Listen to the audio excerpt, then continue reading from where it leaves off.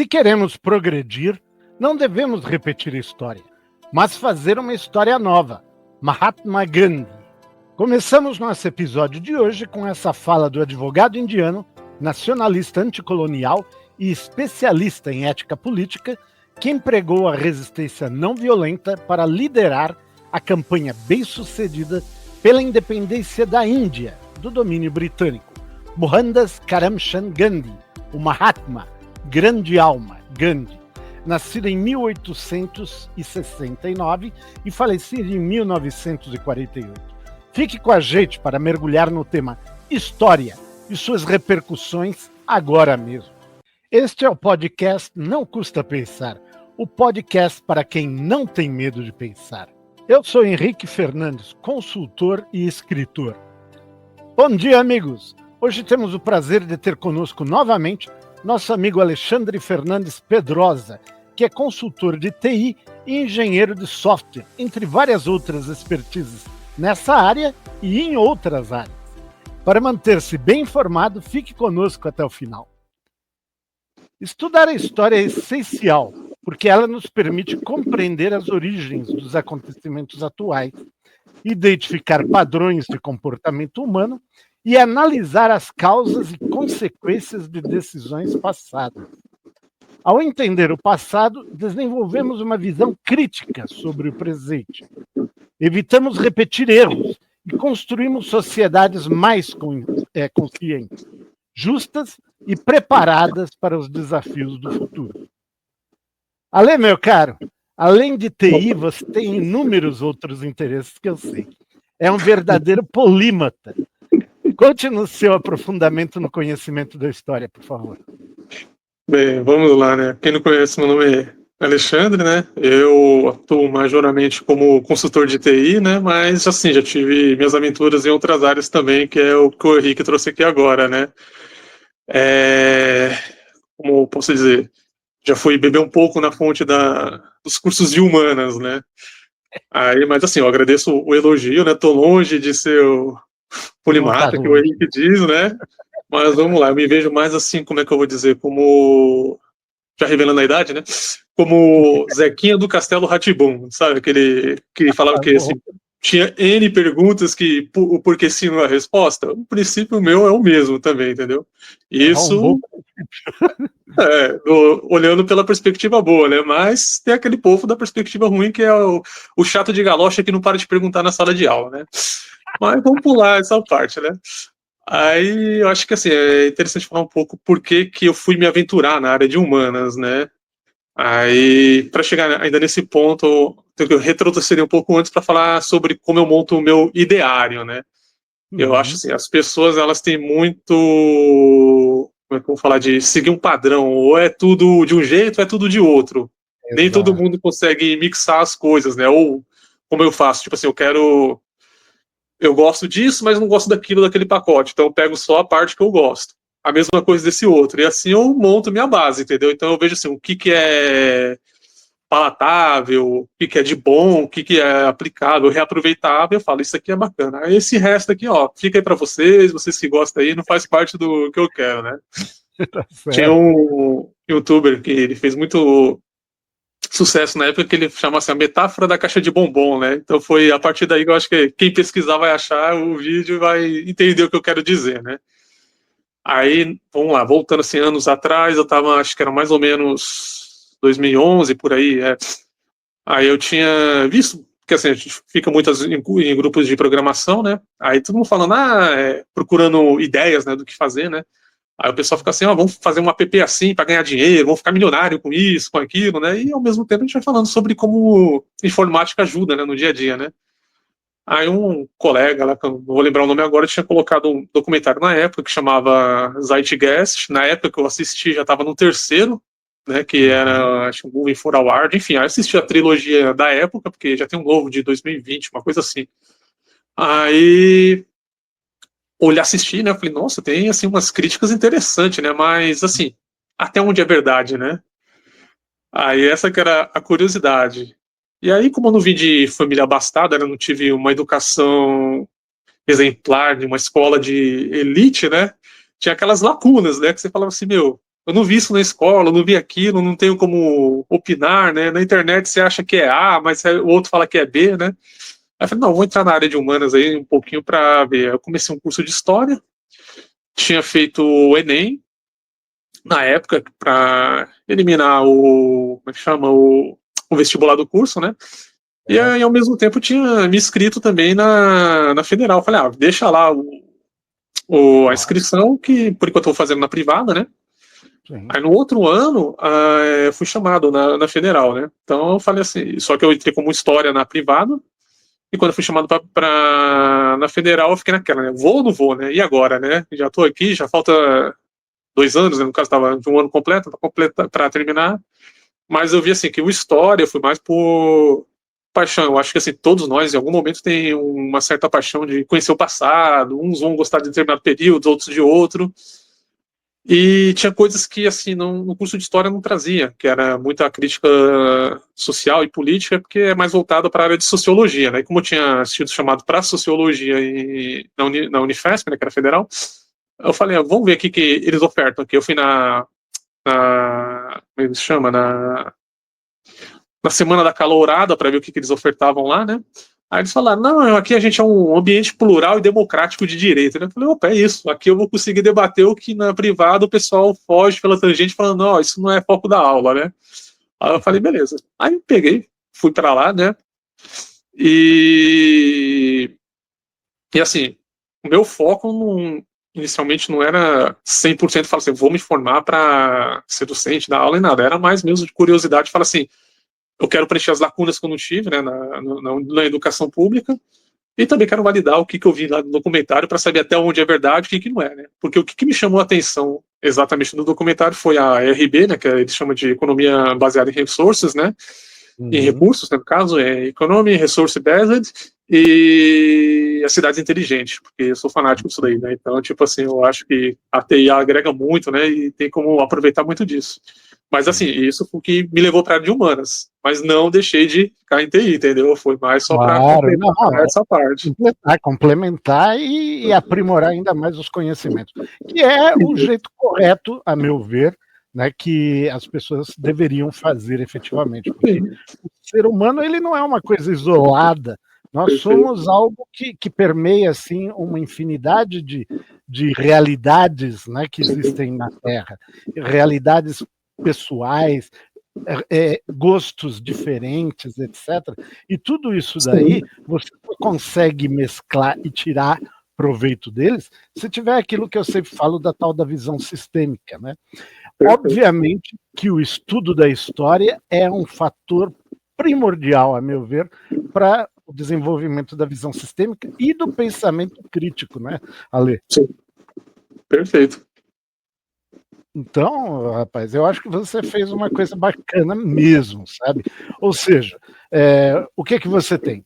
Você tinha, nesse caso, tempo, né? Você investiu esse tempo, ao invés de ficar assistindo televisão, você foi aprimorar seus conhecimentos. Cara, isso é uma coisa que fica com você para sempre. Isso Sim, com certeza. É o famoso, é a única coisa que ninguém tira da gente, é o conhecimento. Pode tirar todo o resto, mas o conhecimento não sabe. Exatamente. E é bacana, né? A gente voltando às palavras do Gandhi, né?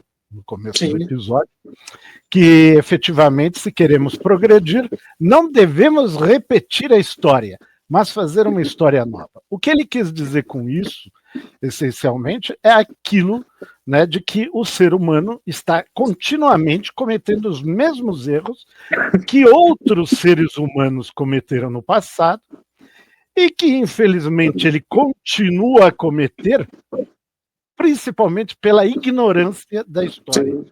Então, eu me lembro que quando eu estudava no primeiro grau, segundo grau, naquele tempo tinha essas denominações, né? O pessoal falava, mas estudar história para quê? Né? O que vai acontecer? Que me interessa a data da independência do Brasil, que me interessa a data do descobrimento, essas datas aí.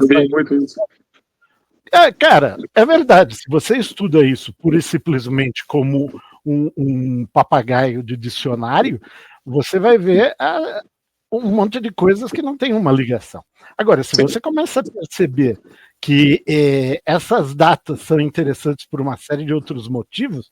Por exemplo, foi graças à invasão de Napoleão que Dom João VI veio para o Brasil e, Sim. efetivamente, a gente passou a ser o reino do Brasil também. Então, é interessante ter em mente que as coisas não acontecem à toa, elas acontecem por uma série de motivos. E a invasão de Napoleão lembra muito uma invasão posterior à invasão nazista. Então, meu amigo, a gente nota que todos esses ciclos que a humanidade tem passado estão interrelacionados. Dá a impressão de que nós estamos assistindo uma reprise, não é verdade? Né? Só está mudando o cenário, mas a prática é a mesma. Exatamente. E aí, então, eu te faço uma pergunta. Como o estudo da história pode nos ajudar a reconhecer padrões de comportamento humano e evitar esses erros do passado? Olha, eu vou puxar para um livro que é clássico, que eu acredito que muita gente já leu, que é A Arte da Guerra do Sun Tzu. Como ele é um general chinês, então, assim, vamos contextualizar um pouco. Para gente aqui do Ocidente, a gente está no ano 2025 da era cristã. Mas nem todo mundo entende que, por exemplo, a China está no ano 5000 e tralalá. Entendeu? Porque eles não seguem o calendário cristão. Sun Tzu já tem seus milhares de anos aí sendo repassado ano após ano, o pessoal estudando o material dele. E, assim, tem ensinamentos dele que até hoje pode ser reaproveitado. Vou te dar uma... Como é que eu vou falar? Um exemplo. Pessoal que vai para a área de gestão. Uhum. Tem gente que consegue ler o livro, ler a matéria original e assimilar. Tem gente que não consegue. Para quem não consegue, tem as versões A Arte da Guerra para Gestores, A Arte da Guerra para Diretores, e assim vai, entendeu? Que é o quê? É um conteúdo mastigado, que eles falam assim, olha, quando Sun Tzu diz isso, você pode aplicar assim no contexto de hoje, entendeu? Então alguém mastigou para você ali uma coisa que muitas vezes é abstrata, né? Mas aí entra de acordo com a sua pergunta, né? Como a gente pode aprender muitas coisas que já aconteceu no passado, que era o que a gente está conversando agora, às vezes se repete no futuro, e são esses ensinamentos, assim, como é que eu vou colocar, como consagrados, né? Então, sei lá, vamos pegar do Sun Tzu quando ele fala dando um spoiler aqui, né? Quando ele fala da concubina do rei, né? Que é o primeiro caso, na verdade, quem for ler, não vai passar 10 páginas, já vai ver isso, né? Que Sun Tzu era um general lá que estava ganhando várias guerras, aí o rei pegou chamou ele e falou assim, ó, eu quero saber se você consegue liderar o meu exército, né? Então eu vou te dar um desafio aqui que ninguém consegue fazer. Minhas concubinas aqui não conseguem dançar direito, né? Então tem aqui o treinador delas, não consegue. Se você conseguir isso, eu acredito que você consegue com qualquer exército, né? Beleza, aí o Sun Tzu foi lá, deu as ordens, ó, vocês vão dançar assim, assim, assim, vão fazer isso e tal. Aí elas foram fazer a apresentação, aí tinha uma que era a queridinha do rei, né? A Costas Quentes, né? Vamos colocar assim, né? Aí as Costas Quentes fazendo aquela palhaçada, né? Eu sou isso, eu sou aquilo, o rei gosta de mim, não vou fazer nada e tal. Atrapalhou a apresentação, né? Aí o rei, tá vendo, Sun Tzu? Nem você consegue, né? Aí Sun Tzu fala, ele solta algo mais ou menos assim, não tem uma fala dele aqui, mas ele solta algo mais ou menos assim, olha, pode acontecer falhas de eu, como general, não ter me explicitado corretamente, né? Então a gente vai falar novamente, olha, é para fazer assim, assim, assim. Aí a menina foi lá e pá, tirando sarro. Não, assim, assim, tirando sarro, debochando dele, né? Aí de repente ele pega a espada e decepa ela, né? E era a queridinha do rei, né? O rei já espantado, querendo matar. Todo mundo, não, calma. E ele, então, mais alguém aí quer fazer piadinha? Aí todo mundo dançou rápido, rapidinho lá, né? Funcionou. Todo mundo aprendeu rápido. Ninguém sabia, mas de repente, né? Aí ele complementa, né? Nesse exemplo, ele fala, então, e quando a ordem é clara, o problema está em outro lugar. Então é isso, são táticas que não são só estritas de guerra, né, mas são ensinamentos que é usado até hoje. Nas empresas, você vê isso, e assim, eu acho que, como é que eu falo, são coisas que alertam a gente de determinadas situações que a gente pode tentar prever, mas a gente não pode imaginar que será 100% igual como foi no passado, porque a gente está em outra realidade, em outro momento e em outro contexto, entendeu? sim. Mas é isso, né? E é uma coisa interessante, porque essa metáfora do Sun Tzu, ele coloca, como você disse, algo bastante coerente nas organizações. Olha, é assim que funciona. Mas é assim que funciona. Fora. Tchau. Cara, você simplesmente dá um chute na bunda dele e põe ele para fora da empresa. Né? Que no fim do ao cabo é o mesmo princípio. Então, é bacana de perceber que as situações que aconteceram no passado, elas têm um espelhamento nas de hoje. Então, esse exemplo da concubina é idêntico a, por exemplo, o exemplo de CEOs que têm dificuldades em administrar alguns supervisores, né, e algumas pessoas assim que se acham num nível diferenciado. Então, meu caro, é bem por aí mesmo. Olha, se você quer continuar, você tem que fazer o que está sendo dito. Porque, na realidade, tudo se baseia em pessoas. Então, a história em si, né, nós dividimos os períodos, né, geológicos, vamos dizer assim, da Terra, em pré-história, né, e todos aqueles períodos Cretáceo, Jurássico, etc. e tal, onde haviam dinossauros e não haviam pessoas e tudo mais. Isso tudo a gente chama de pré-história. Mas existe uma outra pré-história onde já existiam humanos, mas não existia escrita, ou seja, não existiam registros do que esses humanos faziam. Então, a isso também se chamava pré-história, que é a pré-história humana em si. A partir de achados arqueológicos, você pode fazer algumas deduções sobre como essa gente vivia. Mas essas são apenas deduções, cara. Isso daí é puro chute. Na realidade, o máximo que você consegue fazer é espelhar situações que você encontra em desenhos de caverna ou em túmulos humanos daquela época com situações correlatas nos tempos atuais. Então você faz paralelismos e chega a algumas opiniões que podem ou não estar certas. Afinal, né, é uma das coisas do estudo das coisas antigas, né? Tanto da história quanto da pré-história, é que você não tem certeza de nada, efetivamente. Sim, é uma estimativa, né? Um prospecto que a gente faz, né? Exatamente. Aliás, tem algumas frases interessantes que eu estive vendo aqui. Aliás, eu gostei uma do Voltaire, né? O François-Marie Arouet, filósofo e escritor francês do Iluminismo. A história é um conjunto de mentiras sobre as quais se chegou a um acordo. Justo. Então, efetivamente, a partir do momento que você tem registros escritos, né, os primeiros registros escritos que se imagina possuir vieram da Mesopotâmia, né, dos Sumérios. Estamos falando de coisas que aconteceram há 5.000 anos atrás, a epopeia de Gilgamesh e tudo mais. Né, e a gente percebe, lendo aquilo, que aquela gente de 5.000 anos atrás e nós, hoje, pensamos de uma forma muito semelhante. Eles não tinham a tecnologia que nós temos, eles tinham uma tecnologia baseada em outros princípios, muito diferente da nossa, conhecimentos muito diferentes dos nossos, mas as atitudes eram essencialmente as mesmas. A religião, efetivamente, é bem mais antiga, mas ela se transformou numa instituição com os sumérios. Então, meu caro, é imprescindível realmente, se queremos entender o presente, estarmos abertos a estudar esses momentos passados, né?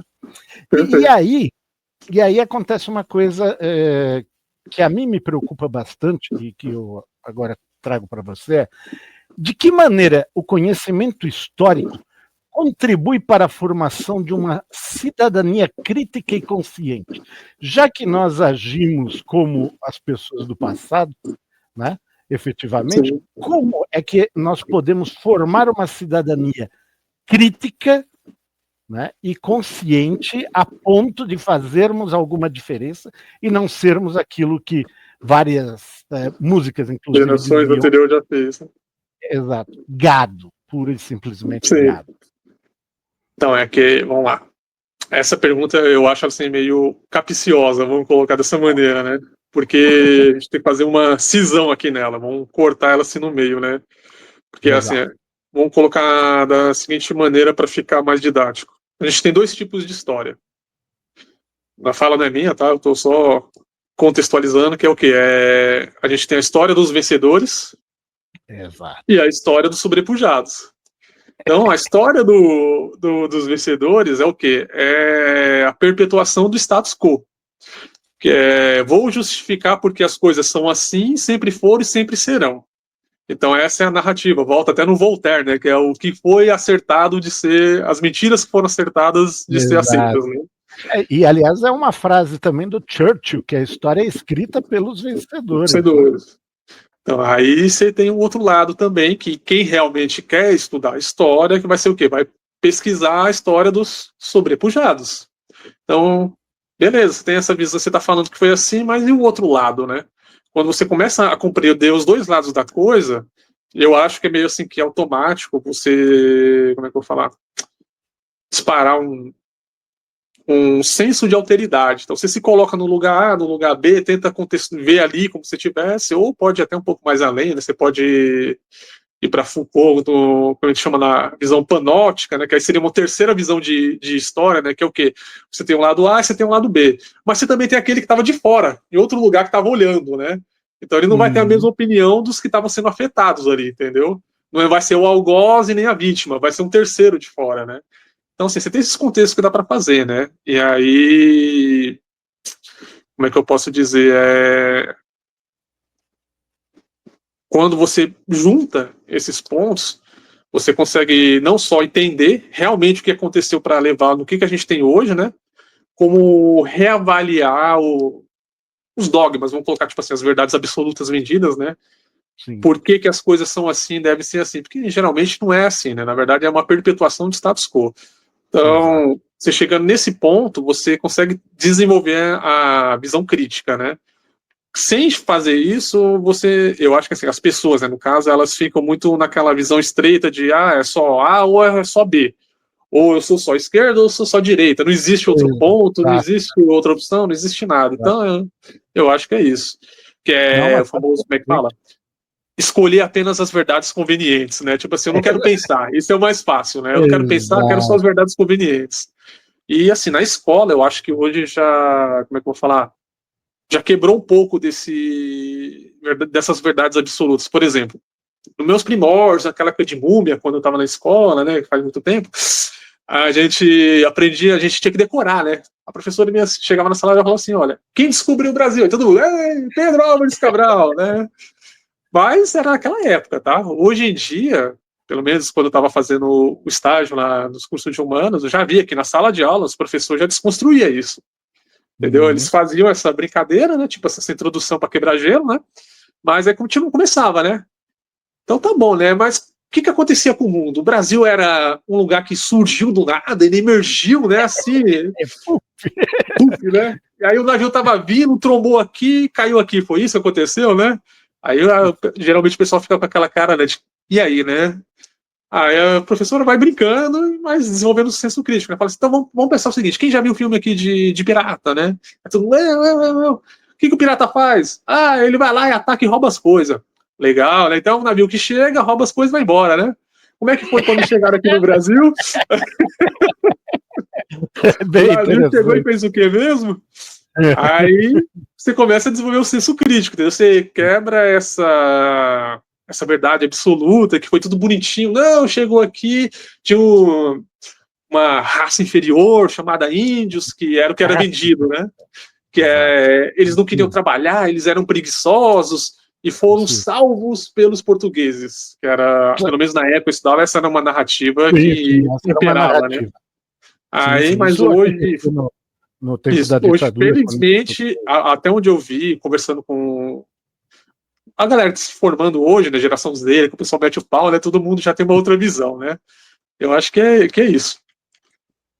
Não, mas é isso mesmo, sabe, Ale? Você tocou num ponto bem interessante. Se você não tiver todos esses outros pontos de vista para formar o seu próprio, meu amigo, você não tem nenhum senso crítico nesse sentido. Então, como você vai poder se transformar num cidadão crítico, né, se você não tem essa visão? Né? Então, você não vai ter uma cidadania crítica nem tampouco consciente. Você vai ter o viés do vencedor, que é aquilo que você comentou.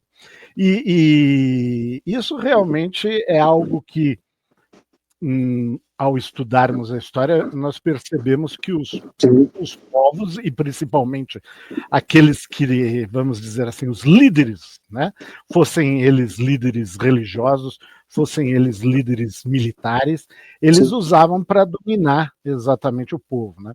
Quando eu comentei sobre os sumérios e sobre a questão da religião deles, a Suméria em si era uma teocracia, entende? Aquilo lá era dirigido única e exclusivamente pelos, vamos dizer assim, os eclesiásticos da época, né?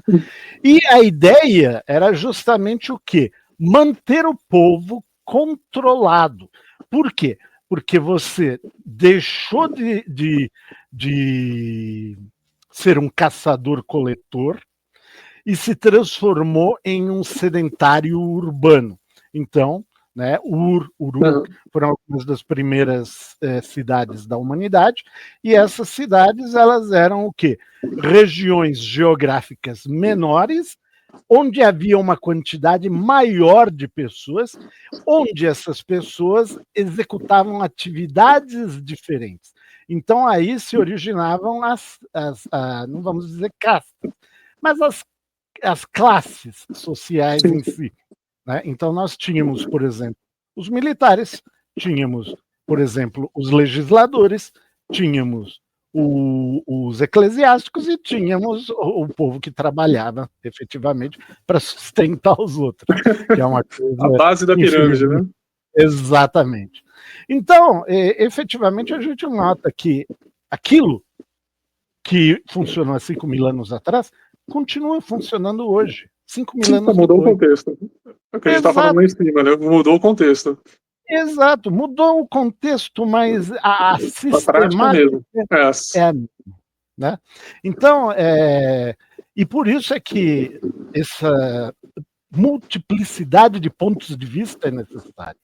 Então, por exemplo, eu particularmente, tudo bem, eu já li Marx, já li Engels, mas também já li, sabe, o Smith, já li Hobbes. Exatamente. Então, você tem que ter essas visões diferenciadas.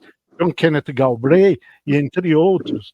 Né? Então, efetivamente, você vai começando a montar, né, uma visão sua, e você começa a questionar coisas ao estilo. Espera aí, olha, um exemplo, né? Bom, se o socialismo é tão bom, por que efetivamente houve o que aconteceu lá no tempo de Stalin na União Soviética? Se o capitalismo é tão bom, por que houve, vamos dizer assim, o fomento à escravidão humana? Né? Então, você começa a questionar e chega à conclusão que, efetivamente, o ponto base de tudo é o ser humano e as atitudes desse ser humano para com os outros.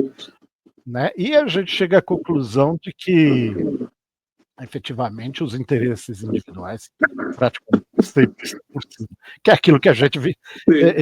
Eu e você muitas vezes falamos pelo WhatsApp à noite, madrugada, assuntos incríveis, porque efetivamente são coisas assim que estão lá, cara, e são coisas que nos afetam diretamente. Mais adiante no episódio a gente até pode comentar algumas dessas coisas interessantes. Mas agora eu vou te aproveitar que a gente falou sobre essas instituições político-religiosas, né, tanto do passado como de hoje, para te fazer uma outra pergunta. Por que sociedades que negligenciam a história tendem a repetir ciclos de crise e instabilidade? Será por cometer os mesmos erros sempre? Não é? Estamos no loop, né? Aí...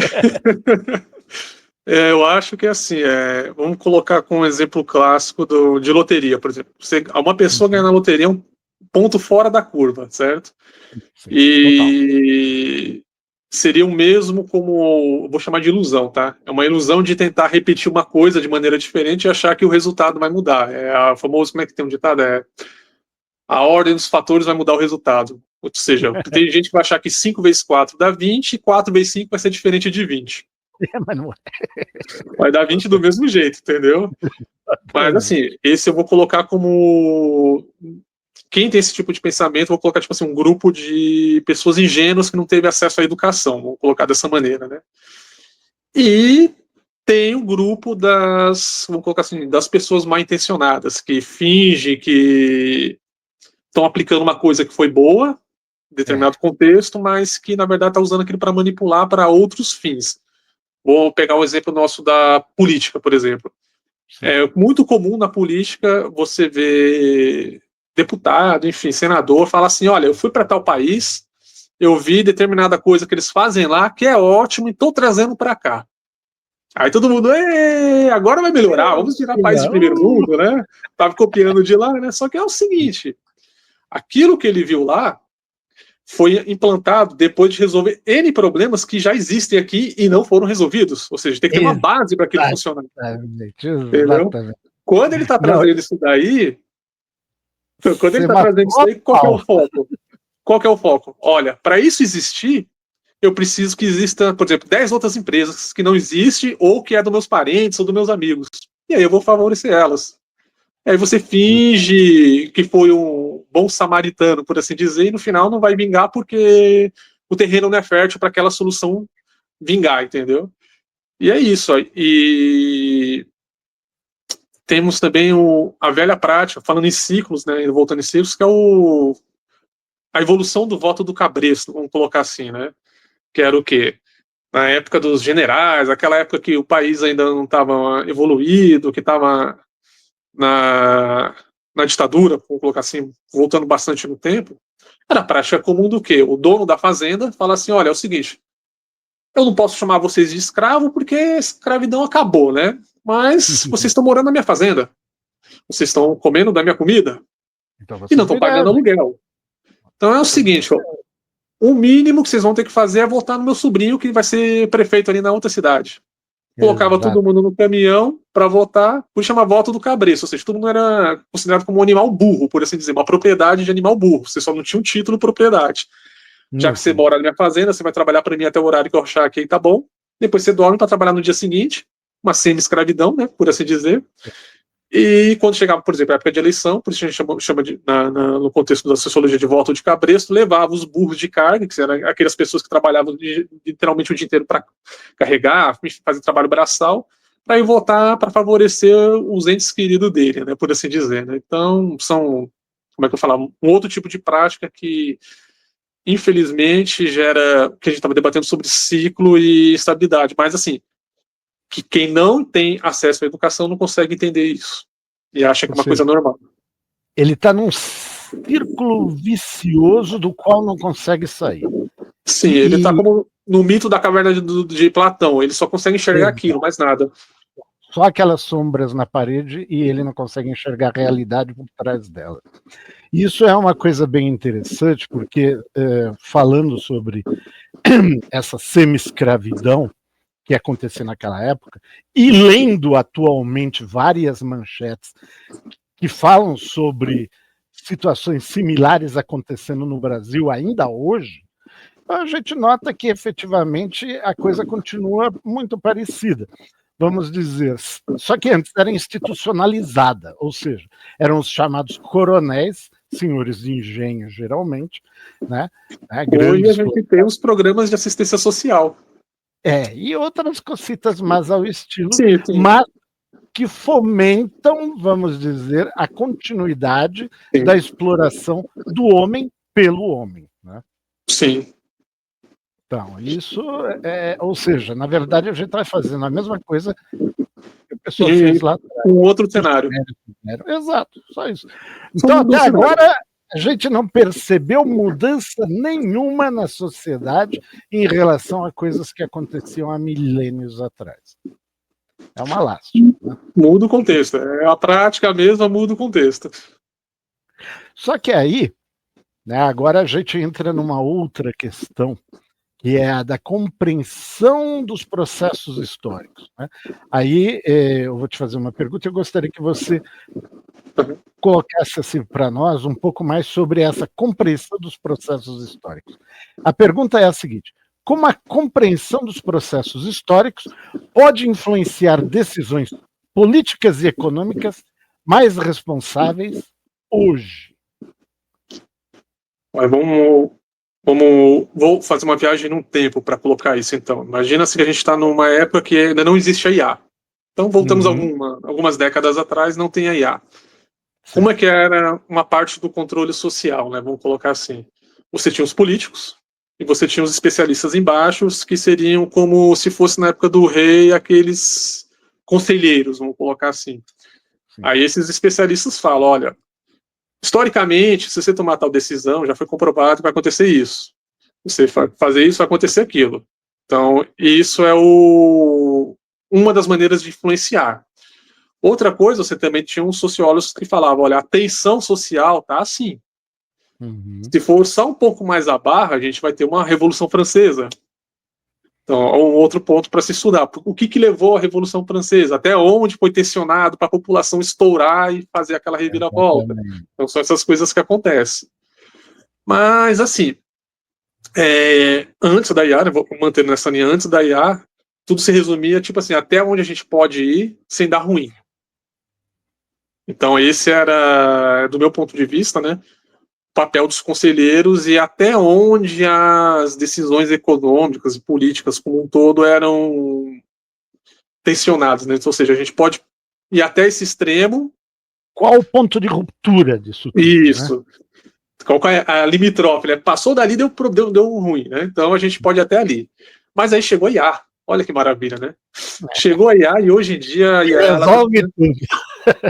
Costas largas. Então, né? Aí vai ser um ponto agora polêmico, que assim é assunto, como é que eu vou falar, recorrente de grupos de gestão de empresa, que é o seguinte: hoje a IA ela tem um acesso à informação que nada do mundo consegue.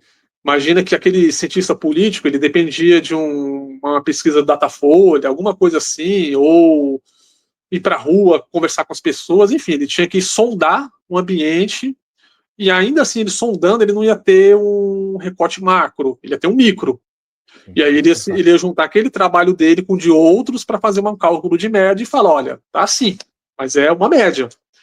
Hoje, com a adoção massiva da IA, a gente tem algo como é que eu posso explicar para quem não é de TI? Em TI a gente tem uma utopia, vamos colocar assim, que é uma expectativa de ter uma inteligência artificial que resolvesse todos os problemas do mundo, com uma ideia que a gente chama de pensamento de enxame, que seria o quê? Como abelhas. Vamos colocar tipo assim, então você teria N drones, N monitores, que é o IoT, a internet das coisas, né, que todo mundo chama, né, que tudo isso seria entregue para uma IA, e a IA fala assim, nesse momento a melhor solução é essa. Essa é a utopia que muitos estão querendo, esperam chegar. Como se fosse um organismo inteligente que juntando todas as informações em tempo real de todos os locais do mundo conseguisse chegar nesse ponto. Que é a gente tem quase isso. É uma utopia. Assim, eu não digo que seja impossível, no contexto assim de acontecer alguma época. Isso, é a mesma coisa. Eu digo uma utopia no mesmo sentido de que nós dizemos que a democracia é uma utopia. Entende? Sim. Ou seja, tem como fazer acontecer, mas será que alguém tem interesse em fazer acontecer? Essa que é a questão, né? Porque, afinal de contas, a gente não pode esquecer que hoje quem está por trás da IA e tudo mais ainda são os interesses dos humanos. Né? Ou seja, aí, então, o que acontece? O dono da IA, Henrique, vamos colocar assim, não vou citar o nome, por exemplo, não vou falar que é a solução Altima, mas assim, todo mundo que tem uma IA grande, ele tem hoje algo que como é que eu vou falar assim, de valor inestimável, que é o quê? O perfil dos usuários. Facebook, o que o Facebook tem? O Facebook ele tem assim, uma estatística do que você passou mais tempo olhando na tela, ou seja, você rolou, Aí veio algum assunto que você se interessou, você parou 10 segundos. Ele registra 10 segundos nesse assunto. Então você tem um apanhado geral, mas a IA não. A IA É um hoje Big Data, é o Big Data, Big Data, realmente. só que assim, tem gente que, por exemplo, hoje faz terapia por IA. Então se você quer entrar na mente da pessoa, no psicológico, lá no âmago da coisa, você tem esse dado sendo o concentrador da IA. Então você ter um controle de massa hoje que a IA dá, é um poder assim, que vamos falar, imensurável, que quem são os donos de IA estão com a faca e o queijo na mão da sociedade. Que aí entra que a gente está falando sobre como influenciar decisões políticas. Então vamos pegar um caso mais famoso do Elon Musk, por exemplo, com o seu Grok da vida. Ele pode fazer hoje uma análise e manipular países inteiros com o X da vida. Então, antes ele tinha só o X para soltar opiniões que inflamavam o povo. Agora, com o Grok, ele faz a análise do povo e fala assim, isso aqui é pertinente, isso aqui vai cair melhor para aquele cara e vai fazer com que ele faça tal coisa. Então, tem essa influência. Isso me lembra muito, não sei se você chegou a ler, que aliás até fizeram um seriado sobre fundação do Isaac Asimov, né? Sim. De ficção científica, né? Onde existia num futuro bem distante a tal da psicohistória, onde eles conseguiam, através de, obviamente, IA, né? Claro que não usava esse nome lá nos livros, porque muitos deles foram na década de 50, no início da fundação. Mas o interessante é que o princípio é o mesmo. Você utilizava essas informações do passado para projetar, né, como se fosse uma bola de cristal, né, o futuro. Então, lá dizer assim, se você tem uma quantidade muito grande de variáveis, mas você tem esses dados, você consegue saber o que vai acontecer a futuro. E a gente percebe hoje que muitas dessas IAs que estão proliferando no mercado, é claro que ainda é uma coisa muito incipiente, nós estamos falando de algo que estourou realmente há menos de 5 anos, né? Mas são interesses que eles têm, eles querem efetivamente, com o Big Data, com essa série de informações gerais, conseguir traçar rumos, né, do futuro, do mesmo jeito que estatisticamente, e fazendo pesquisas, você sabe os resultados possíveis das eleições com um grau de acurácia bem grande, eles planejam também utilizar isso daí para, vamos dizer assim, projetar o futuro, né? Sim, até que cenário que eles querem. Até que ponto isso é positivo? Porque eu sinceramente te falo, tem seu lado positivo como tem seu lado negativo da mesma forma. Eu não vejo assim um problema muito grande que as empresas tenham essas informações sobre os nossos gostos pessoais a partir do momento que eles possam estar te ajudando, né? Por exemplo, Netflix, você assistir uma série, ela começa a te dar depois sugestões de séries semelhantes para tentar te prender, obviamente. Mas com o intuito de estar te ajudando a pesquisar uma coisa que você gosta e coisa e tal, né?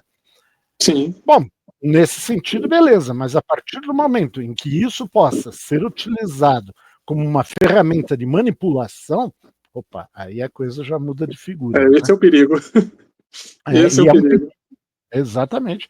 E isso daí é que traz a próxima questão, né?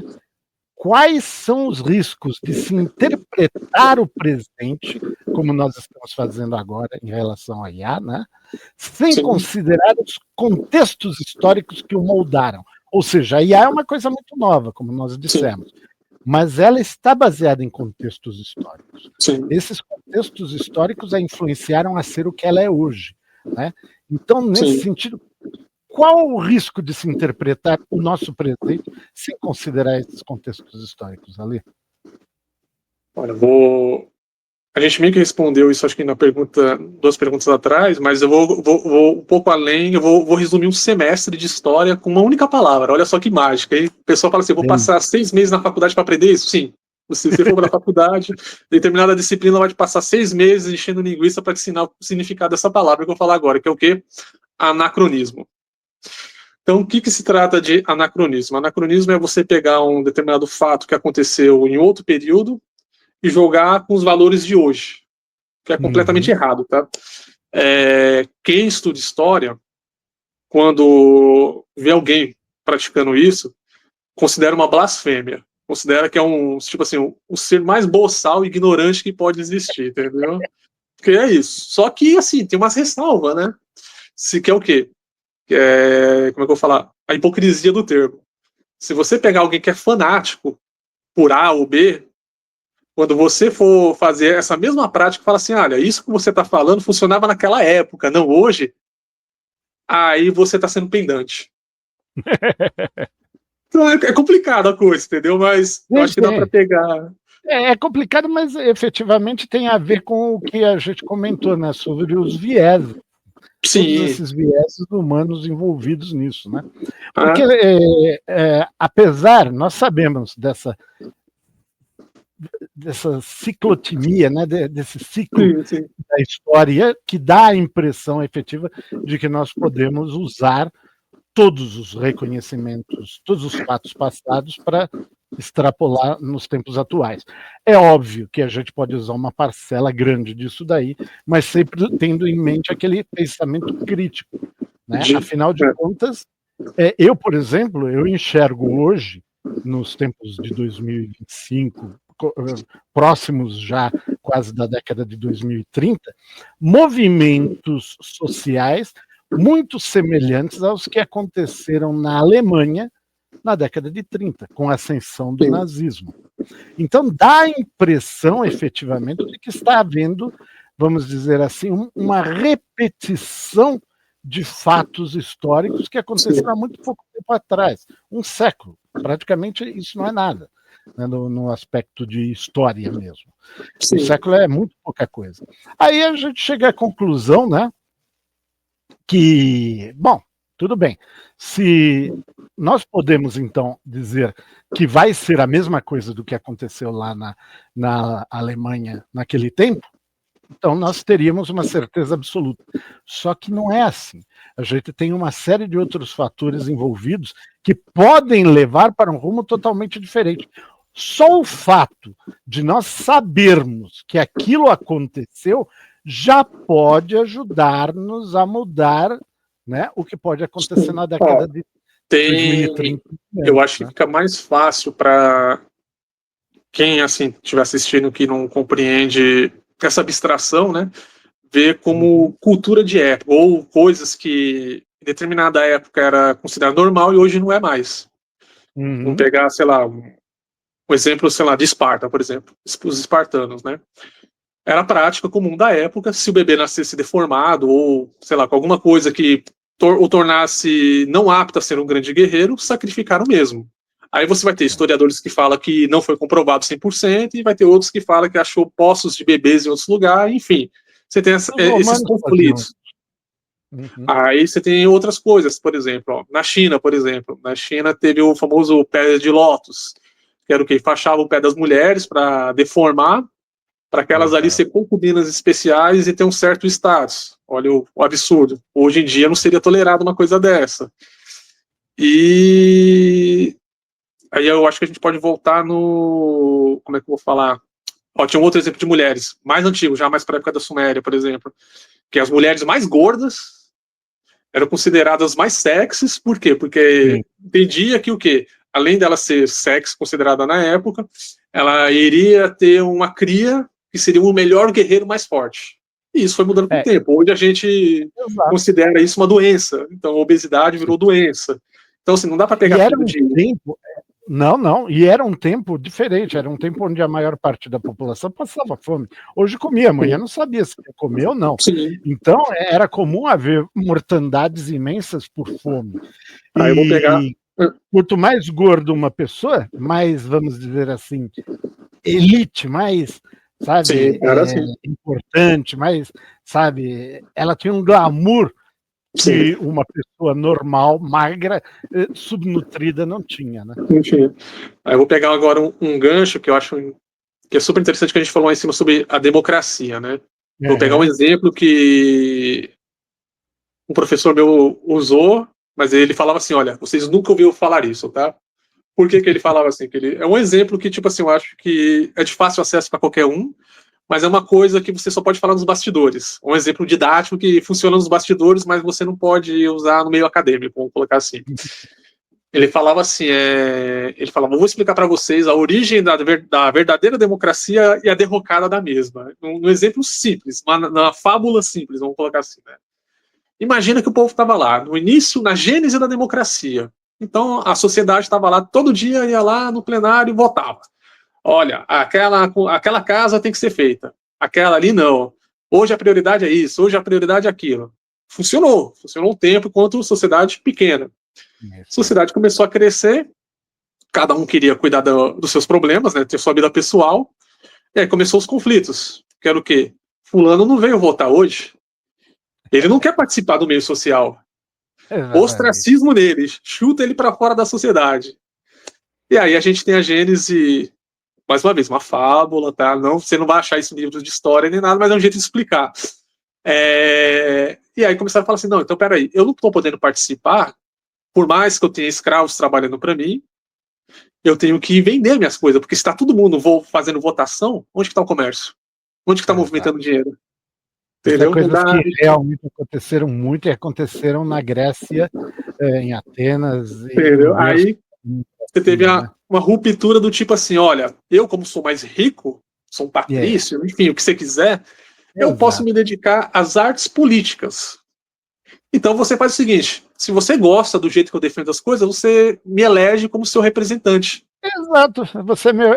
E é a partir daí que toda desgraça começou a acontecer. Aí a gente tem a dicotomia, né? Porque foi assim, você abriu mão, ou seja, você terciarizou as decisões que você poderia tomar de uma determinada outra forma, delegando poder a outrem, que seria, como é que eu vou falar, o que a gente chama de o ponto fraco da corrente. Sim. O elo fraco da coisa, né? Da democracia, vamos colocar assim. Hoje, a gente teria, que era o que você perguntou, né? Será que hoje a gente teria meios de ter uma democracia direta? Eu digo assim, olha, estamos caminhando para isso. Por quê? Hoje a gente já tem robôs. Se a gente pegar esse paralelo com o passado, então você tinha os escravos, hoje a gente tem robôs. Sim. Então, se todo mundo colocasse robôs para substituir todo o trabalho braçal e IA para fazer uma parte do trabalho intelectual, você teria o famoso ócio, por assim dizer. E as pessoas poderiam, não quer dizer que iriam, poderiam se dedicar numa democracia plena. Todo mundo iria? Não. Esse é o problema, entendeu? Então sempre ia ter aquela pessoa que não quer participar. Exato, eu não gosto de política, eu não quero saber, isso não me interessa. Bom, cara, isso te afeta diretamente. Então, mesmo que você não goste, você tem que conhecê-la, porque vai te afetar 100% da sua vida. Não, e é interessante isso, né? Porque isso nós já aventamos no podcast, logo no início do podcast, em 2024, na época das eleições, nós lançamos um mini documentário e um episódio falando exatamente sobre essa questão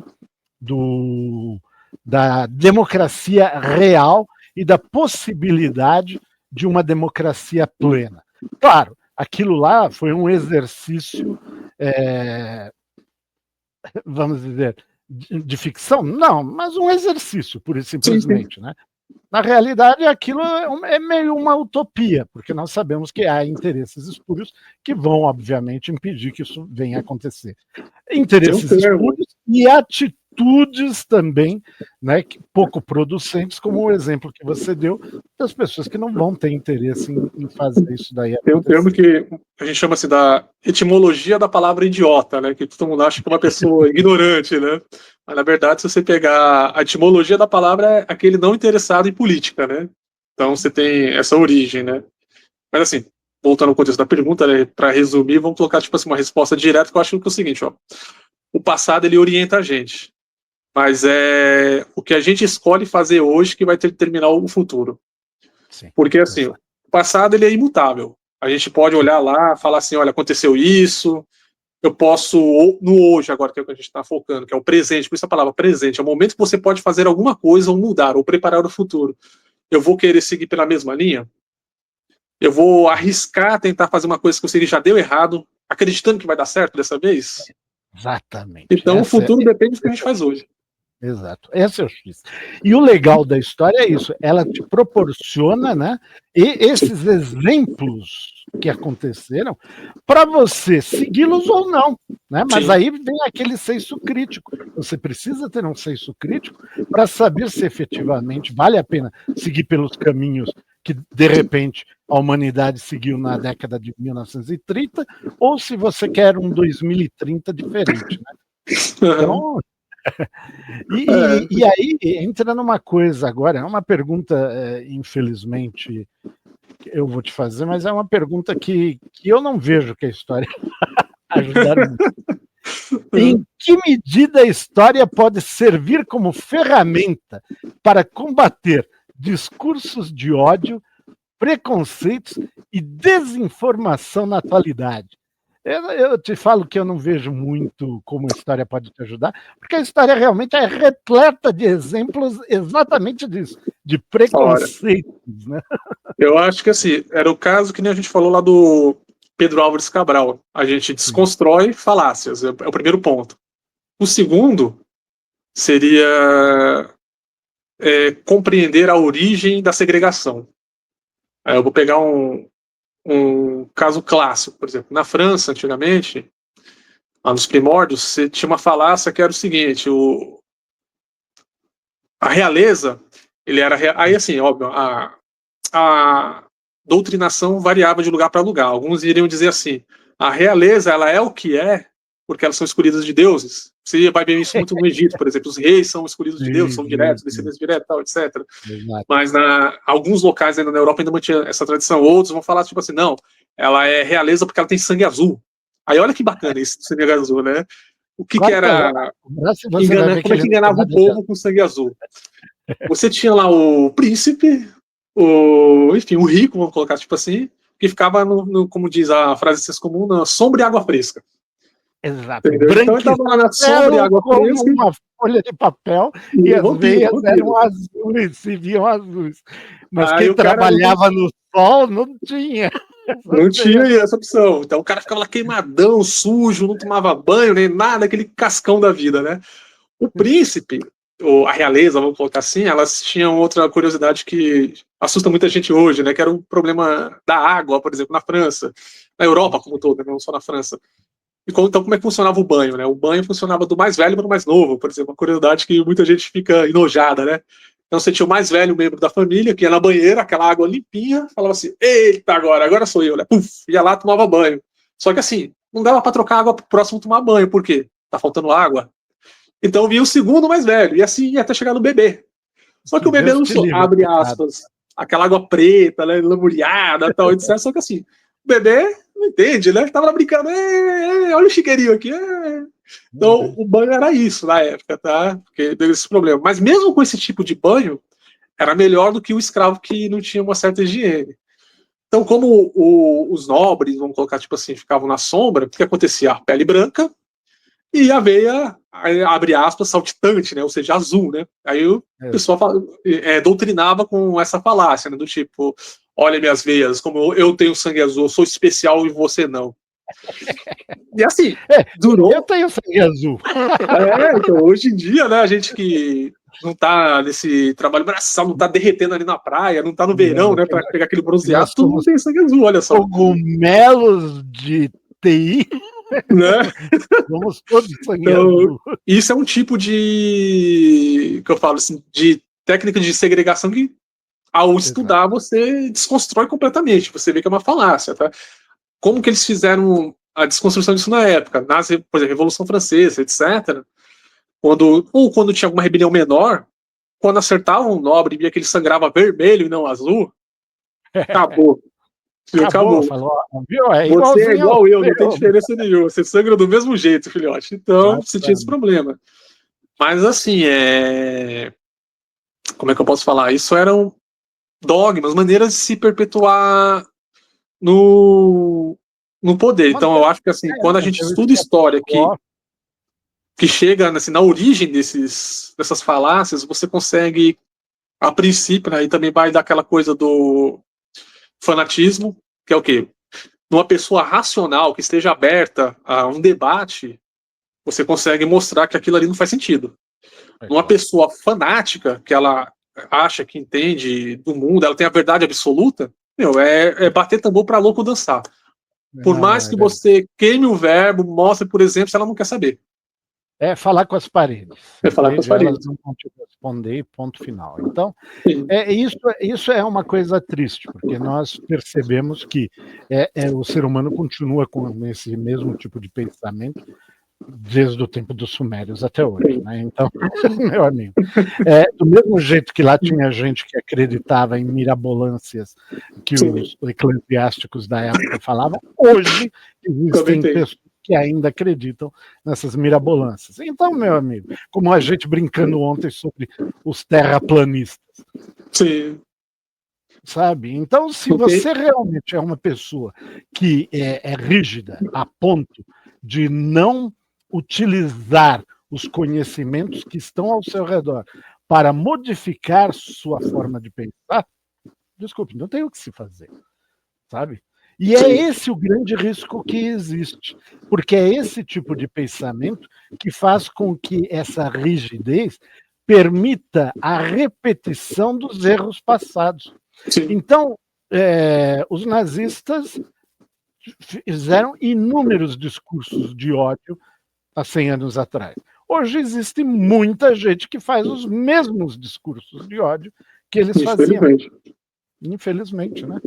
Então, aí não há muito que se fazer para mudar esse tipo de pensamento, porque, inclusive, e é uma coisa triste, muita gente que é tão rígida assim, inclusive, não é porque que ela não teve estudo nem nada. Não, muitos tiveram estudo, muitos têm até grau superior, pós-graduação, etc. Mas, não sei, falta alguma outra coisa aqui dentro, né, a ponto de permitir eles enxergarem. É o dogma, o problema do dogma. Então a pessoa ela define que aquilo ali é uma verdade e não importa o que você apresente de contra-argumento, ou fato, ou científico, estudo, etc., para ela aquilo é verdade absoluta. Então é o aquecimento global, que é uma mentira, segundo eles. A Terra não é plana. E por aí vai, né? Então esse tipo de coisa realmente é triste, porque lutar contra isso é como aquilo que a gente falou, falar com as paredes. Cara, você pode fazer o discurso que for, elas vão te responder. O segredo, Henrique, eu pelo menos eu adoto essa postura, né? O segredo que eu uso é o segredo do sábio. Não sei se você já viu a tirinha que o pessoal compartilha nas redes sociais, que é o seguinte: tinha um sábio lá meditando, aí chega o discípulo e fala assim: mestre, qual o segredo da felicidade, né? Aí o sábio lá continua meditando: não discutir com o ignorante. Aí o discípulo: mas mestre, eu não concordo com isso, não pode ser tão simples assim. Eu sábio, concordo. E continua lá meditando. Agora me lembro que eu vi. Então, se você tenta mostrar, ou seja, que nem o pessoal, alguns grupos seletos vão falar assim, trazer luz na escuridão, né? Mostrar meios de avançarmos como sociedade juntos, sem essa segregação, sem essas coisas dogmáticas que não agrega nada, enfim. Uma evolução junta, né? Vamos resumir assim. E a pessoa, ela opta por manter determinados comportamentos que vai frear esse desenvolvimento, deixa ela lá achando na realidade dela, na bolha dela lá, e faz a sua parte. Faz a sua parte. Não tem que ficar, eu acho assim, pelo menos, tem que ficar perdendo tempo, ou que nem está cozinhando em cima, ficar batendo tambor para louco dançar. Deixa a pessoa lá isolada e faz o que você pode para melhorar a situação. Exatamente. É uma coisa interessante, que nem o nosso podcast. A ideia é não custa pensar, né? Sim. Mas, cara, o nosso podcast deve ter um monte de gente que não está nem aí para esse tipo de coisa, porque efetivamente custa pensar para ele nesse sentido, né? Custa pensar. E então, para que pensar se isso custa? Você gasta energia pensando. Bom, meu amigo, aí é com você. Eu não vou te obrigar. A gente deu uma opção, né? Agora, se você quer ficar na sua bolinha ali, né? Fiquem com as verdades convenientes. Exatamente. E por aí vai. Agora, né, e voltando a falar nisso, porque é um ponto bastante importante, justamente essa questão da intolerância, né, e dos preconceitos, os discursos de ódio e todas essas coisas que a humanidade faz com uma qualidade incrível, né? Na tua opinião, como o estudo da história pode nos ajudar a entender melhor essas identidades culturais, né, e promover a tolerância entre os povos, apesar desse tipo de mentalidade de parede? É difícil, né? Então, aí eu acho que assim, como é que eu vou dizer, não é? Não, porque apesar de tudo, se a gente quer ter um futuro como espécie nesse planeta, Sim. a gente tem que começar a se dar bem. Né? Sim. E mesmo com essas pessoas da bolha, porque a bolha, tudo depende do tamanho da bolha. Quando a bolha é pequena, não afeta muito. O problema é que a bolha é muito grande, entende? Hoje em dia. Mas é que mesmo pequena, ela cresce. Exato, e ela cresce de um jeito absurdo. E isso daí é assustador. Como é que os que estão fora da bolha poderiam fazer para entender melhor essas identidades culturais? Olha aí. E tentar fazer com que a tolerância imperasse? Então, aí a gente volta, acho que praticamente um pouco da resposta anterior, que é entender como é que é causada a segregação, né? Mas a gente pode expandir mais esse entendimento, que é o quê? A origem dos povos. Então, se eu quero compreender o outro, às vezes, vamos supor, o outro tem um comportamento que eu vou repreender, mas eu estou repreendendo por quê? Porque na minha moral, na minha cultura, aquilo está errado. Mas na moral e na cultura do outro, aquilo lá é normal. Do mesmo jeito que ele vai ter comportamentos que ele vai repreender Exato. Baseado na cultura dele. E empatia, aí eu acho que assim sabe, né? Então, empatia. Isso, é que eu acho que umas frases assim que faria mais sentido para não ficar tão abstrato, né? Uhum. Que é assim, eu compreendo o que te levou a fazer comportamento X, mas eu não concordo. Mas por que você não concorda? Aí quando você chega nesse por que você não concorda, você tem que entender o que levou a pessoa a fazer aquilo, entendeu? Exatamente. A cultura dela, por que ela faz aquilo, etc. Ou assim, outra frase também é: minha liberdade, ela termina quando começa do outro. Que é uma coisa que poucos respeitam. Exato, que poucos respeitam, né? Aí, assim, a partir desse princípio de você estudar essa gênese da pluralidade que a gente tem cultural, eu acho que a tolerância ela tem um terreno fértil para crescer, vamos colocar assim, com pessoas que querem debater, não discutir, tá? Quem não sabe a diferença, vamos fazer um apanhado rápido, que é o seguinte: debater, você parte da seguinte postura: eu não sei tudo, estou disposto a aprender. Discutir, você faz parte dessa bolha que a gente acabou de desenhar aqui, que eu já sei tudo, não preciso aprender mais nada. Exatamente. Afinal de contas, no debate você pode ter opiniões diferentes e Sim. mesmo assim construir alguma coisa positiva para todos. E no debate você ataca argumentos, não a pessoa. Por exemplo, mesmo na faculdade, eu já tive, por exemplo, docentes, ou seja, professores, no caso, que era contra determinado filósofo, autor, enfim, pensador, etc. Aí, sei lá, por exemplo, eu tinha um docente, professor, vamos usar os termos mais simples, eu tinha um professor que ele era anti-Nietzsche. Professor não, uma professora, que ela era anti-Nietzsche. Aí ela explicava, porque fazia parte da grade, né? Tinha que cumprir a grade, né? Odiava o niilismo. Odiava o niilismo. Mas sempre que ia explicar alguma coisa, tinha aquela cutucadinha do tipo assim, não vale a pena prestar atenção nele. Aí, o mais comum era tipo assim, ele era um cara que vivia no puteiro. Ele não valorizava as mulheres, ele não sei o quê. E assim, sempre que terminava algum ensinamento, tinha uma crítica arraigada junto, entendeu? Parecia discurso de ódio. Pois é, né? Aí você imagina, né? Você pega uma turma que tá ali procurando uma base, né? E aí, infelizmente, na hora que você está aprendendo alguma coisa, pesa muito a marginalização. Então, se perde o conhecimento e fica o preconceito. Sim. Então, nesse tipo de turma, eu acho que o que acontece?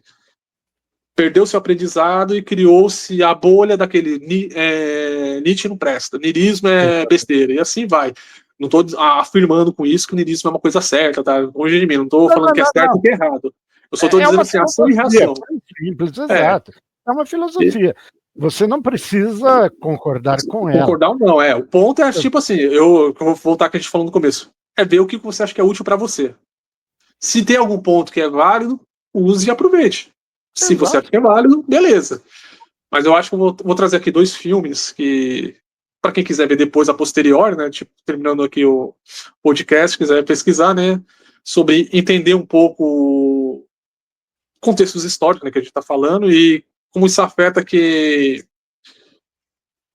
Como é que eu vou falar? Eu tenho o filme que é A Outra História Americana, que eu acho que é um clássico, eu aprendi muito com esse filme quando estava estudando, foi chocante, enfim.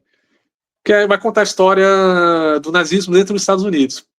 Sim. Uma pessoa que foi presa, ele tinha todos os preceitos nazistas, né? E quando ele sai da cadeia, fazendo um pouquinho de spoiler aqui, ele vê uma pessoa próxima que ia seguir o mesmo futuro dele e ele tenta reverter aquilo e mostra a dificuldade que é desfazer essa lavagem mental, entendeu? Então é um filme excepcional. Quem puder assistir... O Edward Norton, se eu não me engano, né? Isso, o próprio. É um clássico, é um clássico, tá?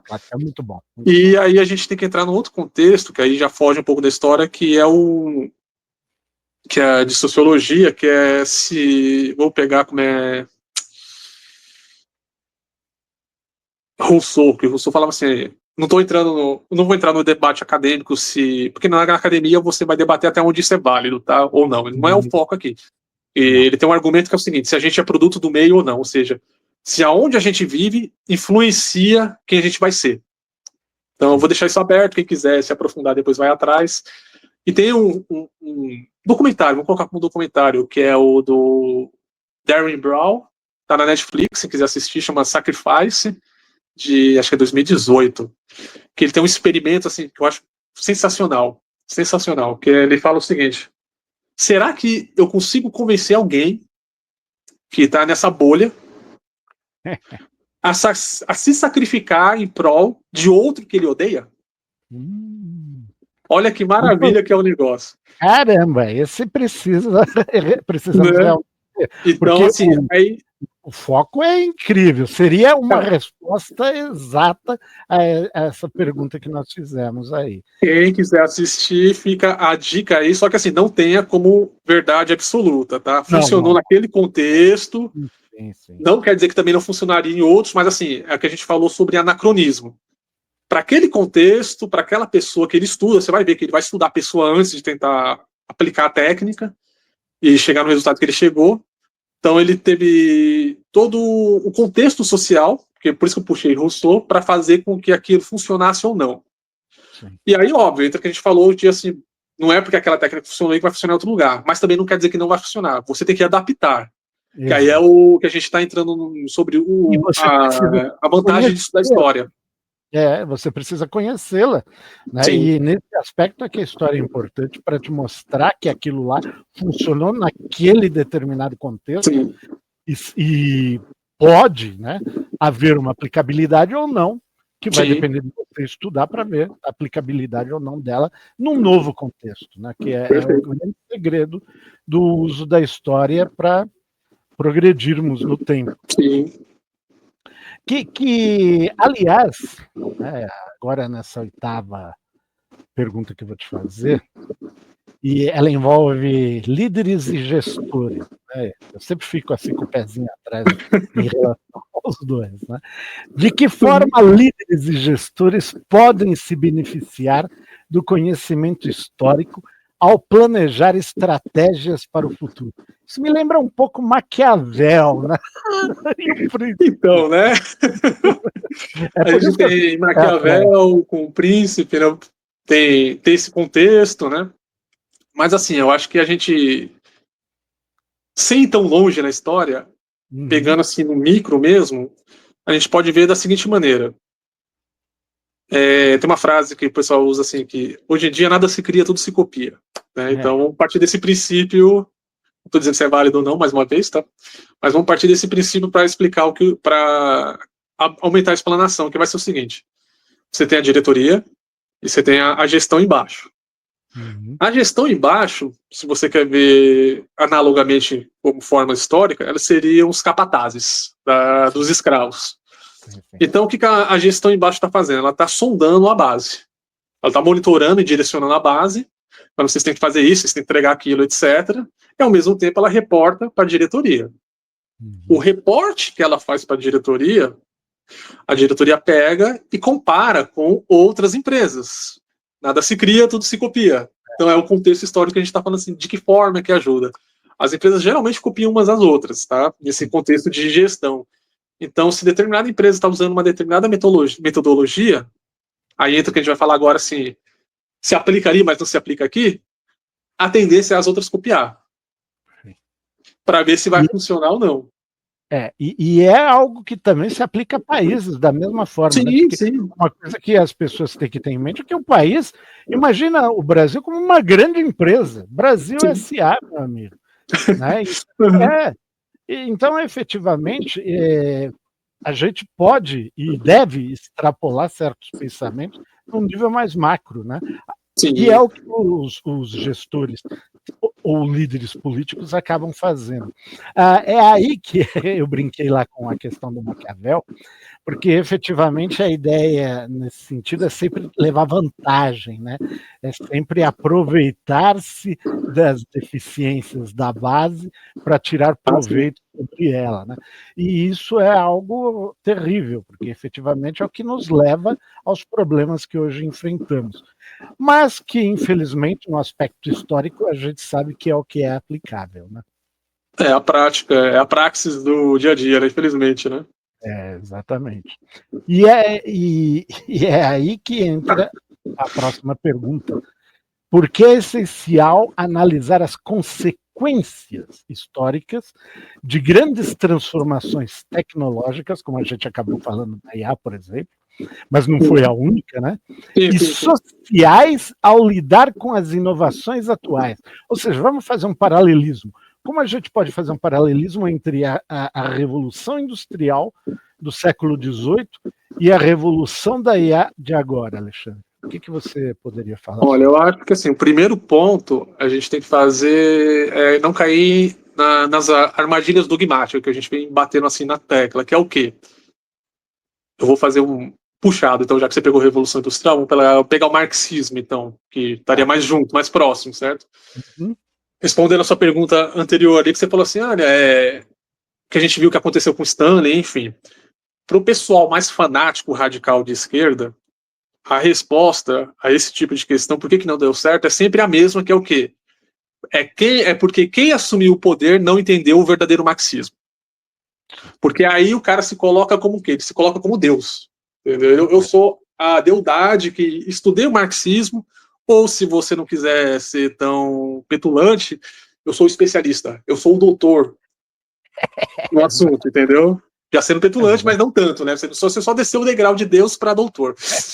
Então, beleza. Aí o cara vai. Aí se você perguntar para esse tipo de cara, é capaz de ele falar, tipo assim, eu sei até se hoje Marx fosse vivo, que hora ele ia cagar.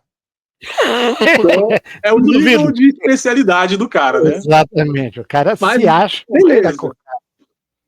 Aí você imagina, né? Especialistas, todas as épocas da história da humanidade existiu. Mudando-se o nome, mas sempre existiu. Você tinha os conselheiros dos reis, que eram o quê? Especialistas. Mas nem sempre os especialistas acertavam a ponto de manter o reinado. Muitos reinados caíram por erros de especialistas, ou seja, o rei foi instruído com informações errôneas, que é o que a gente também já debateu várias vezes sobre a assertividade de IA, né? Que o problema está muito da IA errar. O problema está na base das informações que ela recebe, ou seja, que é um termo que a gente usa entre quem trabalha com IA, que é garbage in e garbage out. Ou seja, se você alimenta lixo na entrada, sai lixo na saída. Entendeu? Então, se você tem uma informação ruim, você vai ter uma dedução ruim e automaticamente vai ter um resultado ruim. Entendeu? Mas, assim, vamos parar aqui, como é que eu vou falar? Vamos deixar um pouco o marxismo de lado, ou, no caso, direita, esquerda, etc., que não é o foco do debate, né? Mas vamos pegar ainda no contexto da época da Revolução Industrial, que foi o ponto que você trouxe, né? Que é o seguinte: as críticas do marxismo, elas são extremamente várias naquele contexto. Por que eu digo naquele contexto? Na Revolução Industrial, você tinha as máquinas sendo implementadas para substituir parte do trabalho braçal, E você tinha, evidentemente, ainda um abuso maior do trabalho laboral. Só que, assim, vamos colocar assim, hoje em dia a gente tem a CIPA, por exemplo, que é o quê? O Conselho lá das Leis de Proteção do Trabalhador. Naquela época, você via o trabalhador, vamos colocar assim, não vou chamar de escravo, mas você via o trabalhador, por exemplo, dormir no meio das engrenagens da máquina, podendo, se ele deitar para um lado, morrer esmagado por uma ou por outra, entendeu? Então, assim, coisas A absurdas. ideia da CIPA é evitar que isso aconteça. Esse tipo de né? situação, entendeu? Mas, assim, coisas E, aliás, absurdas hoje. eu já fui cipeiro. Missão interna não de acidente. É muito bonito no papel, como tudo que a gente está acostumado. Sim. Né? Então, aí você imagina, naquela época, o tanto de acidente que acontecia por essas e outras ausências de cuidados assim. A vida humana hoje não vale muito. Naquele tempo não valia praticamente nada. Nada. Então, seria assim, foi fatalidade, foi erro do percurso, por assim dizer, como é que era tratado esse tipo de acidente, né? Mas assim, voltando ao que a gente explicou lá em cima. Então a gente tem a palavra anacronismo, que eu acho que agora todo mundo já sabe o que era anacronismo, ou seja, uma blasfêmia, né? E aí eu vou fazer aqui um cutucão, né? De novo, né? Que é o quê? Se você pegar um cara radical, ele vai falar que Marx está certo em tudo, não em partes. Então o que ele está cometendo? Ele está cometendo anacronismo. Porque parte das críticas de Marx são estritamente a conteúdo daquela época, que é o que a gente está falando agora. Outras permanecem válidas. É aquele que a gente está falando sobre ter o senso crítico. O que eu posso pegar de Marx que pode alavancar a sociedade hoje e melhorar? Não é questão de eu falar assim, olha, eu não sou de esquerda, eu vou banir Marx. Não, pode ter uma coisa boa ali que a gente pode aproveitar, entendeu? Eu, pelo menos, tenho essa linha de raciocínio. Mas quem é radical, ou seja, extremista, é tipo assim, é o tudo ou nada. Ou aceita o pacote inteiro, ou não aceita nada. Aí é complicado, né? Tem gente que considera Marx sinônimo do capeta, né? Quando na realidade não é nada disso. Ele foi um filósofo que estudou o capitalismo. Né? Ele simplesmente enxergou o capitalismo por um prisma diferente de outros. Aliás, né, o próprio Adam Smith, que todo mundo considera como o pai do capitalismo, ele não tinha tendências de capitalista selvagem, não, muito pelo contrário. Então é uma coisa interessante. Se você não estuda isso daí, você está perdendo muita coisa, né, que acabou se diluindo no tempo, né, e que te deixa mais fraco no aspecto de análise, eu diria. Sim. É porque aí cai no que a gente estava falando do verdades convenientes. Então, quando você pega um fanático, o que ele vai fazer? Ele vai fazer um meio a meio. Ele vai pegar itens que é o que a gente está falando do que poderia ser aproveitado hoje para justificar, olha como é possível, né? E ao mesmo tempo ele vai pegar o mais radical para mostrar, para tentar fazer valer a vontade dele. O que a gente descarta porque não é esse o foco, entendeu? A gente quer procurar o que vai além, não o que vai empacar ou trocar um rei por outro, entendeu? Ou é um exemplo, sei lá, fazer um. É construtivismo, ou seja, na realidade você pode ser construtivo. Esse é o aspecto do conhecimento. Sim, né? O uso do conhecimento é para construção de novo conhecimento, não para estagnar ou para, vamos dizer assim, fazer uma ideia. Exato. Fazer esse dogma se transformar numa realidade que ele nunca vai ser, por mais que você tente. Entende? Então, realmente é uma coisa bastante preocupante. Né? Agora, a gente já praticamente está chegando ao fim dessa nossa conversa, que, aliás, é tão interessante que, por mim, a gente ficava horas aqui. É muito interessante. Mas como a gente sempre bola uma outra coisa, né? E eu já falei para você, próximo episódio. Adoraria fazer um episódio sobre IA, enxergando o outro lado da IA, porque nós aqui no podcast já fizemos um episódio sobre IA recentemente, né, que eu mandei para você, inclusive, e aquilo tem uma visão, né, uma visão bastante positivo, eu diria até, Sim. né? Mas que efetivamente nós sabemos que a EA tem um outro lado, o qual não é tão positivo assim, mas num aspecto assustador. E é sobre isso que eu gostaria de falar com você mais adiante, mas em outro episódio, é claro. Né? Sim, perfeito. Agora eu vou te fazer uma pergunta, a última, e aí, meu amigo, você deslancha. Como a história pode inspirar soluções criativas para os desafios contemporâneos a partir de exemplos do passado? Olha, eu acho que assim, é o primeiro ponto que a gente está falando de não repetir erros do passado. Aí, para contextualizar o que eu quero dizer com erros do passado, eu acho que é interessante a gente, para quem não conhece a história da grande biblioteca de Alexandria, assistir o filme. Tem um filme que você pode achar ele por 2 títulos, chama Ágora ou Alexandria, de 2009. Que ele vai mostrar uma fase da sociedade humana, do desenvolvimento humano, que estava chegando no seu ápice da época, né?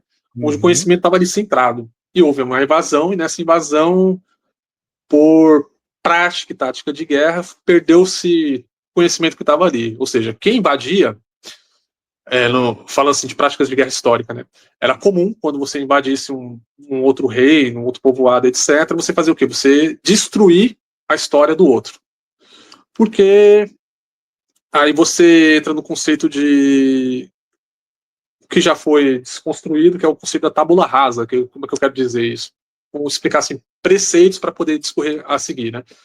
Existia uma teoria que todo ser humano era como uma tábula rasa. Então é um ser que não tem base nenhuma, que chega na sala de aula e é o professor que vai falar o que é a verdade e vai moldar aquela pessoa que ela vai seguir aquilo pelo resto da vida. Isso já foi desconstruído, balela, enfim. Mas na época de guerra, isso é uma coisa muito forte. Era uma coisa muito forte na época das guerras medievais. Então, qual que era a prática comum? A prática comum era você invadir um outro povoado. O foco, diferente de que muitas pessoas pensam, que era só pegar os recursos, ou seja, eu vou lá pegar o ouro, vou pegar isso, pegar aquilo. Não, não era só isso. Era principalmente mão de obra escrava. Sim. Por quê? Porque eu vou entrar nesse ponto daqui a pouco para explicar o porquê da mão de obra, senão vai atravessar. E aí, para você deixar aquela sociedade, aquele povoado que você sobrepujou servil, você tem que apagar a história deles. Então, quando você apaga a história deles, culturalmente você os anula. Você anula a pessoa. Porque assim, ela vai ter uma determinada religião, pode ser que na religião dela fala assim, a gente nunca vai servir a outro povo. Olha só, aí você já tem um conflito. Como é que você vai escravizar esse tipo de povo? Não dá enquanto existir essa máxima. Passaram com os judeus. Exatamente. Aí você tem que aniquilar. Isso era uma prática assim comum. Depois, pegando o gancho que você falou do Maquiavel, o príncipe, ele até exemplifica isso no livro, que é o quê? Quem assume o trono tem que extirpar o passado de quem foi sobrepujado. Olha só, mas isso é uma análise que ele já fez também de tempos passados, porque ele via que era uma prática comum, entendeu? Mas ele documentou. Infelizmente, né? São coisas que hoje ainda são pregadas, por exemplo, o que vamos dizer, a Rússia de Vladimir Putin tenta fazer com a Ucrânia. Sim. Hoje é algo semelhante ao que Stalin já fez com a Ucrânia no passado, Sim. na década de 40. Então, temos na Ucrânia, a gente tem a guerra, a outra, como é que chama, de Israel, que os Estados Unidos está lá tentando intervir, que Palestina, e o que acontece? Muito conhecimento ali, do meu ponto de vista, né? Muito conhecimento ali, a gente está repetindo, que a gente fala sobre repetir ciclos, né?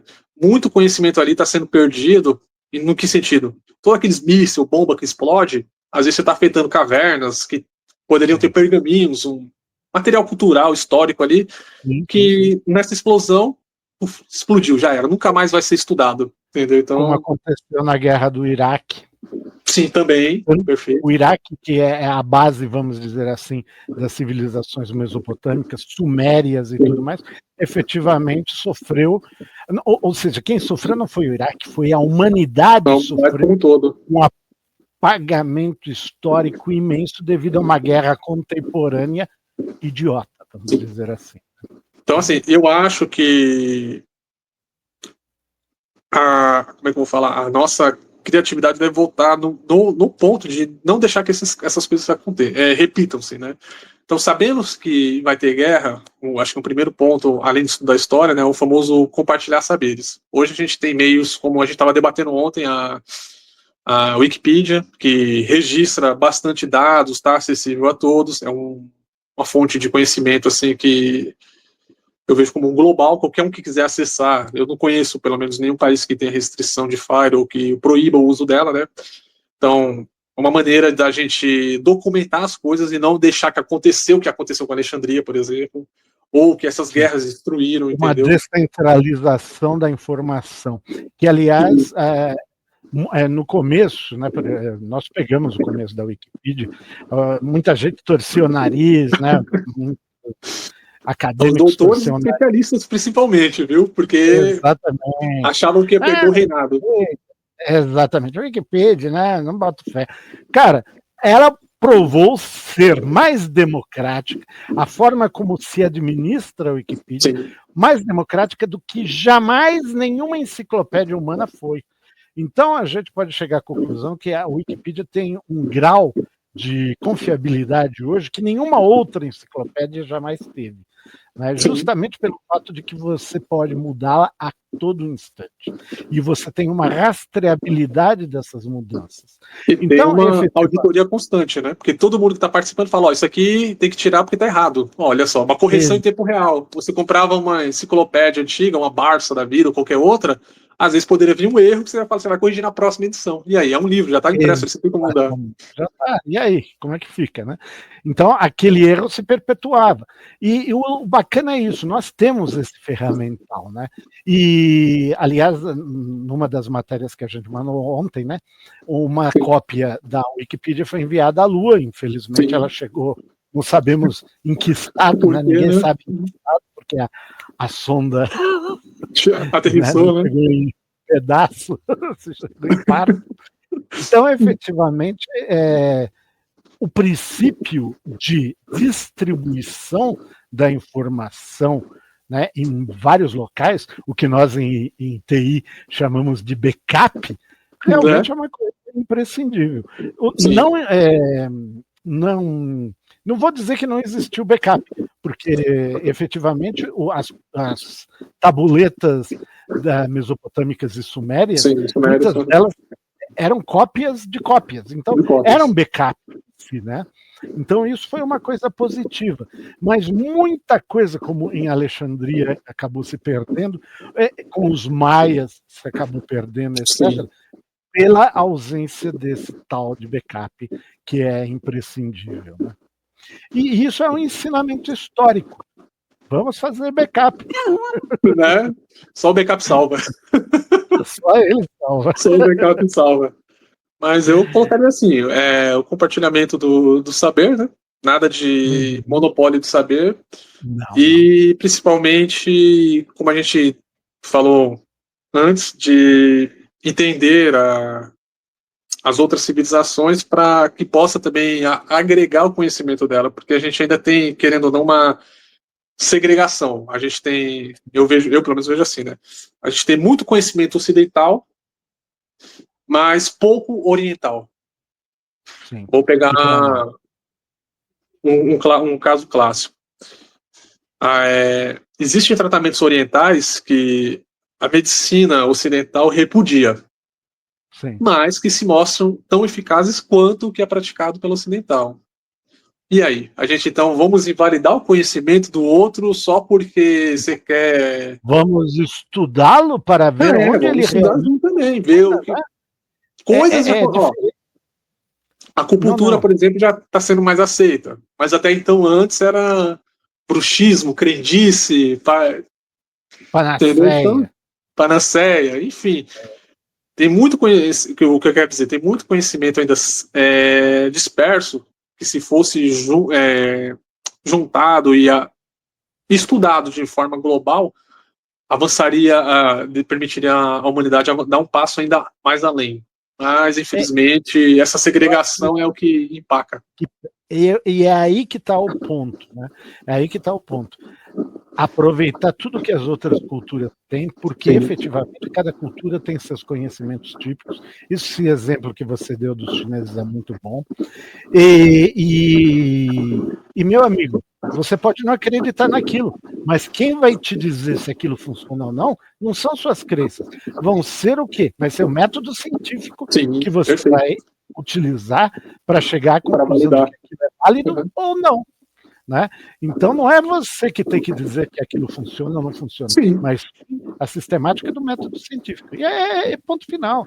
É exatamente isso. O ser humano ele tem que descer um pouquinho desse pedestal em que ele teima em subir, tem muito sentido, né? Porque esse pedestal é quase um pau de sebo, né? Você sobe uma parte e cai duas. Então, meu, né, a gente tem que começar efetivamente a usar um pouco melhor os nossos recursos cerebrais nesse sentido. Com certeza. Ale, olha, mais uma vez eu só tenho a te agradecer a tua participação. Eu que agradeço o convite, Henrique. Precisando, é só chamar. Eu adoro conversar contigo. Saem umas conversas fabulosas. Isso é muito bacana. Né? E você tem alguma última palavra que gostaria de dar para o pessoal antes de eu dar aquele recadinho de praxe? Olha, vamos lá, vamos fazer uma frase de efeito, né? Uma lição de efeito, vamos colocar tipo assim, né? Eu acho assim que história, ela, que a gente debateu até agora, né? Ela vai te permitir, mesmo que você não goste da disciplina, tá? Mas se você se dedicar um pouquinho, você não gostando, e quem gosta já não precisa falar isso, né? Ela vai te permitir que você descubra N pontos de origem que você jamais imaginou existir, né? E aí a gente tem, infelizmente, o problema de condição social. Muitos vão estar limitados no ensino público e sem meios de ir além. Outros podem ter meios, e se você tem um meio, o que eu quero dizer um meio? Você está estudando, sei lá, sobre o Egito, por exemplo, os egípcios, você está na época de escola, ou está fazendo até uma faculdade, uma especialização, você tem meio, você pode ir lá para o Egito olhar uma pirâmide de verdade? Vá, porque isso vai fixar o conteúdo na sua mente de uma forma que nem um filme, nem um livro, nem uma faculdade vai. Você está com a teoria aqui e olhando na sua frente como tá as coisas ali, conversando com o povo local, etc., te dá uma abstração assim ímpar, entendeu?